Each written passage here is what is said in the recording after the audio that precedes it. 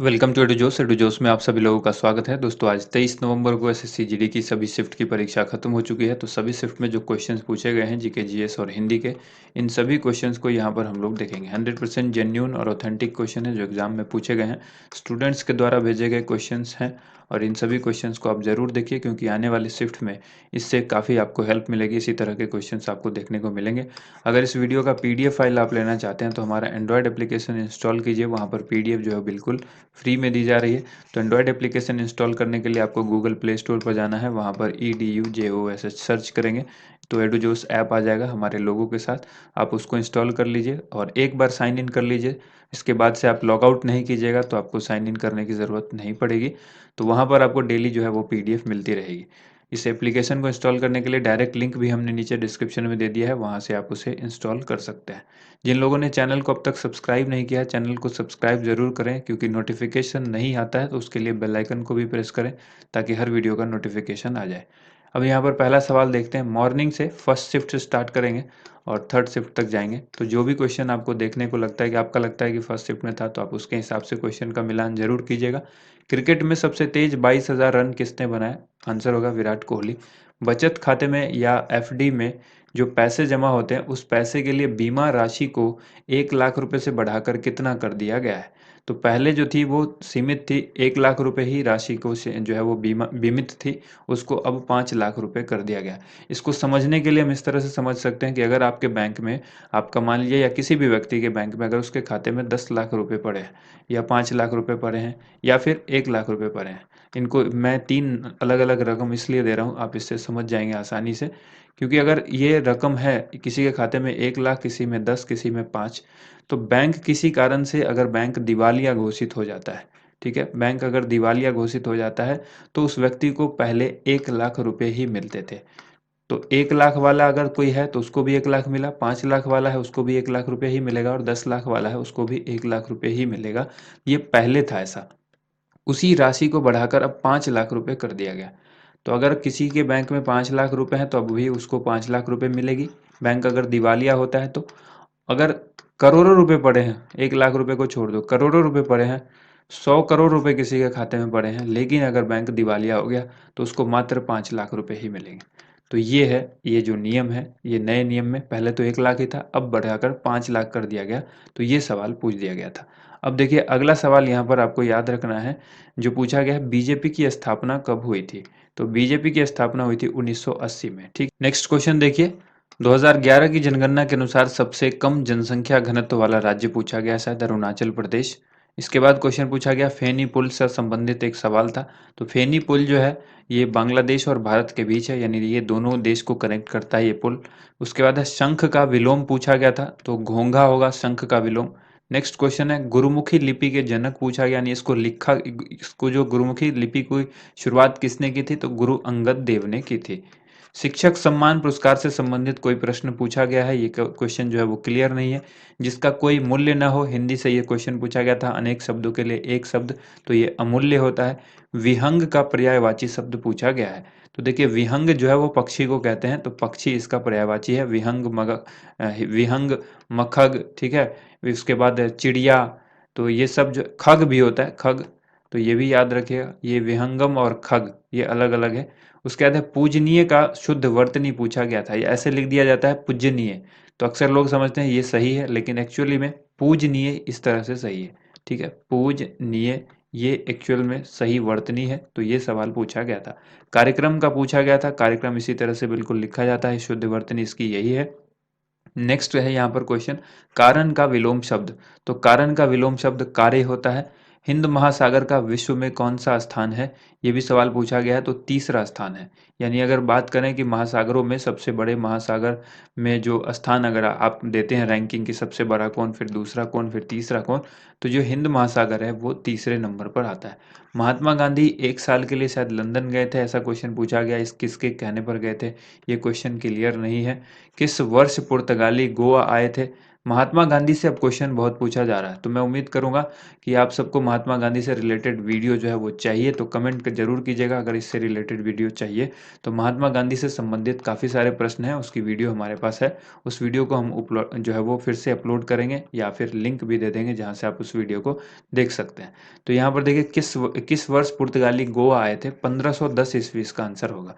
चादर से बाहर पैर पसारना ये एक मुहावरा है और हिंदी में इस सवाल को पूछा गया है। आय से अधिक पैसे खर्च करना ये होता है चादर से ज़्यादा पैर पसारना, ठीक है? यानी अक्सर लोग कहते हैं जितनी चादर हो उतना ही में ही पैर फैलाओ, यानी जितनी क्षमता हो आपकी उसी के हिसाब से खर्च करो। तो ये इसीलिए ये मुहावरा यहाँ पर पूछा गया। कूच कर जाना ये भी एक मुहावरा है और इस मुहावरे का अर्थ होता है मर जाना, यानी दुनिया से चल बसना। तो ये ध्यान रखिएगा, कूच कर जाना कई बार अक्सर देखा होगा आपने, वो एक बहुत ही प्रख्यात कवि थे और दुनिया से कूच कर गए, ठीक है? यानी उनका निधन हो गया, अब वो नहीं रहे। बरसात के 4 महीने के लिए एक शब्द पूछा गया था। अनेक शब्द के लिए एक शब्द जैसे पूछा जाता है, तो बरसात का वो 4 महीना चतुर्मास कहलाता है। स्टैच्यू ऑफ पीस पूछा गया है, कहाँ पर स्थित है? राजस्थान में स्थित है। राष्ट्रपति किस अनुच्छेद के तहत लोकसभा में एंग्लो इंडियन को चुनते हैं? तो आंसर होगा अनुच्छेद 331। नामित किया जाता है अनुच्छेद 331 के अंतर्गत राष्ट्रपति के द्वारा 2 एंग्लो इंडियन को। इसके बाद देखिए अगला सवाल है, आयुष्मान भारत योजना के तहत सरकार द्वारा कितनी राशि तक सहयोग प्रदान किया जाता है?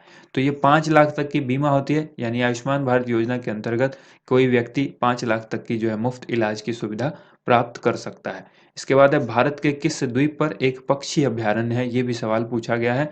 तो देखिए ये नलमान द्वीप है, हाल ही में काफ़ी चर्चा में रहा।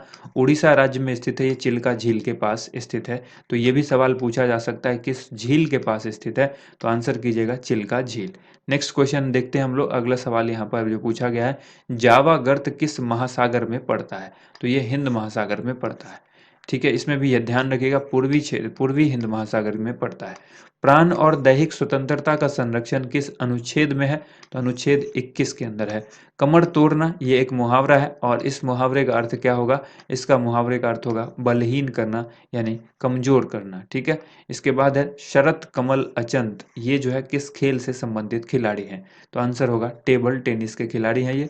वैश्विक आर्थिक स्वतंत्रता सूचकांक में भारत की रैंक क्या है? ये 2020 की पूछी गई है।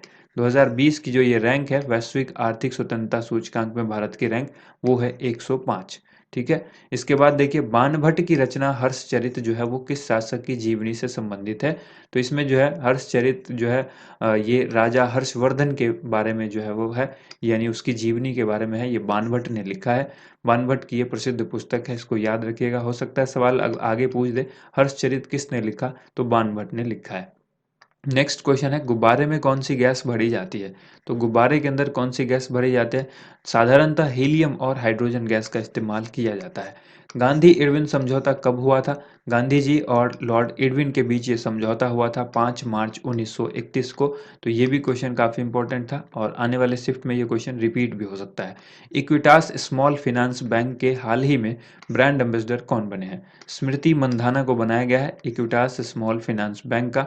इसके बाद है, जटिल का विलोम शब्द पूछा गया है। तो देखिए जटिल और सरल, जटिल का मतलब होता है कठिन और सरल का मतलब होता है आसान। तो जटिल का जो विलोम है वो सरल है। आशीष की शुद्ध वर्तनी पूछी गई है। तो आशीष इस तरह से नहीं बल्कि इस तरह से लिखा जाता है, तो शुद्ध वर्तनी हो गई आशीष, इस तरह से लिखा जाता है। तो ये करेक्ट हो गया। इसके बाद देखिए आगे सवाल पूछा गया है, स्वादिष्ट की शुद्ध वर्तनी, ये भी हिंदी से सवाल है। तो स्वादिष्ट बिल्कुल इस तरह से सही लिखा जाता है। भेड़ बना लेना इस मुहावरे का अर्थ भी पूछा गया है। तो इस मुहावरे का अर्थ होता है गुलाम बना लेना, ठीक है? भेड़ बना लेना मतलब गुलाम बना लेना। आँख का पर्यायवाची पूछा गया है। तो आँख जिसको हम लोग इंग्लिश में आई कहते हैं, तो इसका पर्यायवाची जो शब्द है वो है लोचन, अक्षी, नयन, अंबक, नयन, नेत्र, चक्षु। तो चक्षु इसमें काफ़ी फेमस है, अक्सर एग्जाम में चक्षु और जो है वो लोचन एग्जाम में ऑप्शन में दिए होते हैं। पश्चिमी घाट की सबसे ऊंची चोटी से संबंधित एक सवाल पूछा गया है। तो आप इस सवाल को बताइए कि सवाल क्या पूछा गया है। देखिए आप अगर एग्जाम देकर आते हैं तो मैं आपसे रिक्वेस्ट करूंगा, आप अगर एग्जाम देकर कोई भी एग्जाम हो चाहे वो रेलवे का एग्ज़ाम हो या फिर किसी जो जो भी एग्ज़ाम यहाँ पर हम लोग या एसएससी का एग्ज़ाम हो या स्टेट लेवल का एग्ज़ाम हो, आप एग्ज़ाम दे के आते हैं तो आप हमसे क्वेश्चन ज़रूर शेयर करें, ताकि हम उस क्वेश्चन को बाकी स्टूडेंट्स के लिए भी हेल्पफुल बना सकें। अगर उसको आइडिया लगेगा, जिनका एग्ज़ाम नहीं हुआ उसको आइडिया लगेगा किस तरह से क्वेश्चन पूछे जा रहे हैं, और उस तरह की वो तैयारी अपनी जारी रखेगा। ओलंपिक में भाग लेने वाली पहली भारतीय महिला कौन थी? नीलिमा घोष इसका आंसर होगा। उसके बाद देखिए, निर्गुण का विलोम शब्द पूछा गया है तो आंसर होगा सगुण, ठीक है। कृतज्ञ का विलोम शब्द पूछा गया, कृतघ्न होता है, कृतज्ञ का जो है वो कृतघ्न होता है। 1915 में लौटने के बाद महात्मा गांधी ने किसके कहने पर पूरे भारत का दौरा किया? तो ये भारत यात्रा महात्मा गांधी से संबंधित है। गोपाल कृष्ण गोखले इसका आंसर होना चाहिए। इसके बाद है मुँह बंद कर देना, मुहावरे का अर्थ क्या होगा? तो मुँह बंद कर देना मुहावरे का अर्थ होता है चुप कर देना। इस मुहावरे को आप इस तरह से समझ सकते हैं कि किसी व्यक्ति को आप रिश्वत देकर उसका मुँह बंद कर दिया आपने। जैसे कि आप इसको अगर एक वाक्य में अगर आप कहें, एक सेंटेंस में क्या कहेंगे, तो मान लीजिए कहेंगे कि रमेश ने, ठीक है, रमेश ने पुलिस अधिकारी को पैसे देकर उसका मुंह बंद कर दिया। समझ रहे हैं? तो वो रिश्वत देकर उसका मुंह बंद कर दिया, यानी उसको चुप कर दिया। किसने कांग्रेस के अध्यक्ष पद से इस्तीफा दे दिया था? जो ये कांग्रेस अधिवेशन हुआ था उसकी अध्यक्षता करने के लिए जो अध्यक्ष चुने जाते थे, तो कांग्रेस के अध्यक्ष बने थे सुभाष चंद्र बोस, उन्होंने इस्तीफा दे दिया था। इसके बाद है देखिए, संविधान का मसौदा किसकी अध्यक्षता में तैयार किया गया था? तो डॉक्टर भीमराव अंबेडकर इसका आंसर होगा। ठीक है दोस्तों, उम्मीद करते हैं आप सबको वीडियो पसंद आई होगी। वीडियो को ज़्यादा से ज़्यादा लाइक एंड शेयर कीजिएगा, और इसी तरह की वीडियो देखने के लिए आप हमारे चैनल को सब्सक्राइब ज़रूर कर लें। और जिन लोगों का एग्ज़ाम हो जाता है, एग्ज़ाम देने के बाद आप इस नंबर पर हमें व्हाट्सएप ज़रूर करें, ठीक है? इस नंबर पर आप व्हाट्सएप ज़रूर करें, जो भी क्वेश्चन आपको याद रहता है एग्ज़ाम देने के तुरंत बाद कोशिश कीजिए। जैसे ही आप फ्री होते हैं उसके बाद क्वेश्चन शेयर ज़रूर कीजिए। थैंक यू सो मच, आप सभी लोगों का वीडियो देखने के लिए बहुत-बहुत धन्यवाद।